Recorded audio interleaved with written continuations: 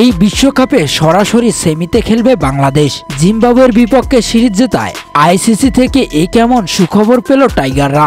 হ্যাঁ দর্শক, বিস্তারিত জানতে ভিডিওটি না টেনে সম্পূর্ণ দেখতে থাকুন। 5 ম্যাচ টি-20 সিরিজ জয় নিশ্চিত করেছে স্বাগতিক বাংলাদেশ। আর সিরিজের তৃতীয় ম্যাচে বাংলাদেশ 9 রানে হারিয়েছে সফরকারী জিম্বাবুয়েকে। সিরিজের প্রথম 2 ম্যাচ যথাক্রমে 8 ও 6 উইকেটে জিতেছিল বাংলাদেশ। তৃতীয় টি-20তে টসে হেরে প্রথমে ব্যাট করতে নেমে নির্ধারিত 20 ওভারে 5 উইকেটে 165 রান করেন বাংলাদেশ। তাওহিদ হৃদয় 38 বলে সংক্ষিপ্ত ভাষণে প্রথম হাফ সেঞ্চুরি তুলে 57 রান এবং জাকের আলী করেন 34 বলে 44 রান। জবাবে 20 ওভারে 9 উইকেটে 156 রান করেন জিম্বাবুয়ে। টি-20 সিরিজে 2 ম্যাচ হাতে রেখেই স্বস্তির জয় তুলে নিল টাইগাররা। আর এমন জয়ের পর আইসিসি থেকে সুখবর পেল বাংলাদেশ।